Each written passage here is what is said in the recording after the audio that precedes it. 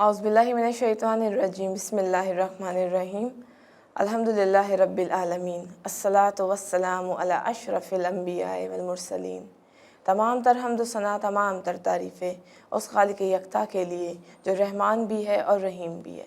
तमाम तर दुरूद व सलाम हो उन अज़ीम हस्तियों पर कि जो वजह तख्लीक़ कायनात है। अस्सलामु अलैकुम नाज़रीन किराम, आप देख रहे हैं प्रोग्राम हमारा मुस्तक़बिल के साथ। मैं हूँ आपकी होस्ट बतूल ज़ारा।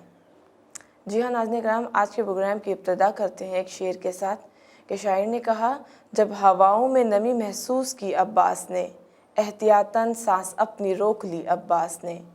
फ़ौज कौसर सर उठा के देखती रह गई, इतनी ऊंचाई पे रख दी तशनगी अब्बास ने। जी हाँ नाज़रीन, आज के इस प्रोग्राम में हम गुफ्तगू करेंगे मौला अब्बास की शुजाअत के बारे में, मौला अब्बास की वफ़ाओं के बारे में। तो चलते हैं सेट पे मौजूद उन बच्चों की जानिब जो आज हमारे साथ हमारे सेट का हिस्सा बने हैं। अस्सलाम वालेकुम बच्चों। वालेकुम अस्सलाम। बच्चों, आज हम मौला अब्बास की शहादत पर ज़िक्र करेंगे, उनकी शुजाअत पर, उनकी वफ़ाओं पर और उनका क्या किरदार था, किस कदर उनकी मोहब्बत थी इमाम हुसैन से, है ना। हम उसके ऊपर आज गुफ्तगू करेंगे। तो उससे पहले हम चलते हैं सेगमेंट की जानिब, ठीक है नाज़रीन किराम। अब वक्त होता है सेगमेंट का, नाम है शब्बीर का ज़ाकिर। नाज़रीन किराम, हम वापस आ चुके हैं सेगमेंट से और चलते हैं अब सेट पे मौजूद बच्चों की जानिब और अपने सवाल जवाब के सिलसिले को फिर से जारी और सारी करते हैं।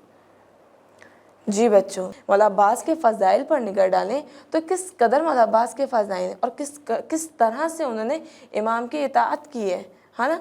उन्होंने देखें इमाम को कभी भी भाई कहकर नहीं पुकारा, हालांकि वो इमाम के भाई थे लेकिन उन्होंने कभी भाई कहा नहीं, उन्होंने हमेशा आका कहकर मुखातिब किया। तो देखें ये एक इताअत का हमें ना एक दर्जा दिखाई देता है कि किस कदर इताअत करते थे कि कभी भाई को भाई कहकर मुखातिब नहीं किया। उनके फ़ज़ाइल देखें तो पूरी ज़िंदगी में उनके किस कदर फ़ज़ाइल, कितने फ़ज़ाइल हैं उनके इमाम के साथ, मौला अली के साथ, इमाम हसन, इमाम हुसैन के साथ उनके किस कदर फ़ज़ाइल हैं ना। तो बच्चे, तो सबसे पहले हम आइम्मा की तरफ चलते हैं कि कुछ आप में से कोई बताए आइम्मा के अक़वाल से रिलेटेड कुछ बताइए कि जिसमें मौला अब्बास की तारीफ़ यानी मौला अब्बास की क्वालिटीज़ वगैरह आइम्मा ने बताई हों।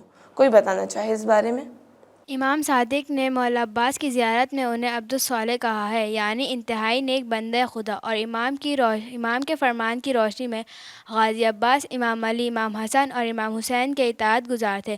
ख़ुद इमाम ने भी उनके मुत्ती इमाम होने की गवाही दी है। आसान, बिल्कुल ठीक बताया। देखिए इमाम ने, मौला सादिक ने उनकी कैसे उनकी क्वालिटीज़ बताई और किन्होंने बताई, और इमाम ने भी उनके मुत्ती होने की गवाही भी दी, जिसकी वजह से वो बहुत ज़्यादा मकाम रखते हैं, मकाम व मर्तबा रखते हैं, है ना। अच्छा, आपको ये बताया कि मौला सज्जाद ने उनके इस मकाम के हवाले से क्या इरशाद फरमाया? मौला अब्बास का खुदा के नज़दीक वो मकाम है कि शहदा रश्क करेंगे। आसान, मौला अब्बास का वो मकाम है कि जिनके ऊपर शहदा रश्क करेंगे। अच्छा बच्चों, ये बताइए कि मौला अब्बास को कैसे शहीद किया गया था?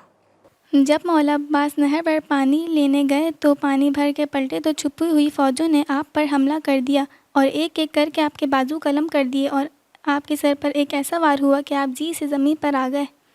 उनके ऊपर देखें कैसे वार किया। जब मौला पानी लेने गए थे, है ना, फुरात के किनारे मौला क्या करने गए थे? पानी लेने गए थे। पानी लेने के लिए गए थे तो किस तरह से जालिम ने उनके ऊपर वार किया कि एक एक करके पहले उनके दोनों बाजू को कलम किया, फिर उसके बाद उनके सर पर वार किया, है ना।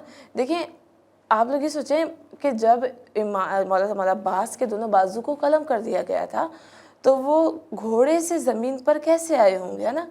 कहते हैं सबसे ज़्यादा सख्त मसाइब मौला अब्बास के ये, है ना। उनकी शुजाअत के बारे में कोई बताइए। बताया जाता है कि दरिया पर 4000 सिपाहियों का पहरा था, फिर भी मौला अब्बास ने दिलेरी से हमला किया और 4000 सिपाही पीछे हट गए। उन्होंने मश्क में पानी भरा। इस दौरान उन्होंने 80 यजीदों को जहन्नुम वासिल किया। 4000 सिपाहियों पर हमला किया और वो फिर पीछे हो गए, है ना, ऐसे ही है। और देखें हमने मौला अब्बास की शुजाअत पे बात करी, ठीक है। मौला अब्बास की शुजाअत कैसी थी, उनको शहीद कैसे किया गया। अच्छा देखिए बच्चों, एक ये भी चीज़ सामने आती है कि उनके लाशे को खैमे में नहीं लेके जाना, है ना, ये मौला की वसीयत थी। تو اس بارے میں کوئی بتائیں کہ انہوں نے یہ وصیت کیوں کی تھی؟ علماء پڑھتے ہیں کہ شاید وہ شرمندہ تھے کہ بچوں کے لیے پانی نہیں لا سکے، یا وہ یہ سوچ رہے ہوں کہ امام علیہ السلام اس ضعیفی میں کس طرح اپنے جوان بھائی کے لاشے کو اٹھائیں گے۔ آسان، بالکل ٹھیک، کہ دیکھیں ایک وجہ تو یہ تھی کہ وہ بچوں کے لیے پانی لے کر نہیں آئے تھے، وہ شرمندہ تھے، اس لیے انہوں نے چاہا کہ ان کا لاشا خیموں تک نہ جا سکے، ٹھیک ہے۔ اور دوسری بات کیا کہ ان کا لاشا اس قدر ٹکڑوں میں تھا، اس قدر پامال ہو چکا تھا کہ وہ نہیں چاہ رہے تھے کہ ان کے بھائی ان کی اس عالم میں، کیونکہ دیکھیں امام حسین کے اوپر کس قدر یہ مصائب ہے نا کہ ان کے جوان بھائی کا لاشا ان کے سامنے ہے، اور وہ کس طرح سے خیموں میں لے کے جائیں گے۔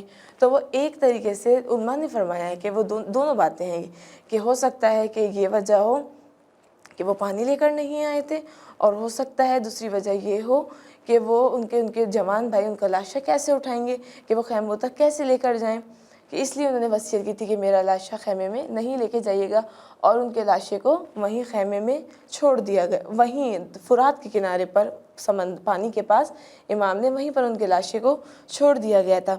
تو دیکھیں یہ وفا کا عالم پتہ چلتا ہے اس سے کہ کس قدر وفادار تھے مولا عباس۔ تو کوئی ان کی وفا کے بارے میں بتائیں۔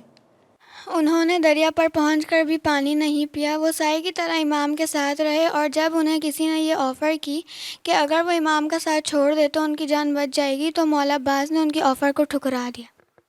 آسان، بالکل ٹھیک۔ تو دیکھیں انہیں آفر کی گئی کہ ہم آپ کو اپنے امان میں لیتے ہیں، ہاں نا۔ مولا نے کیا کیا؟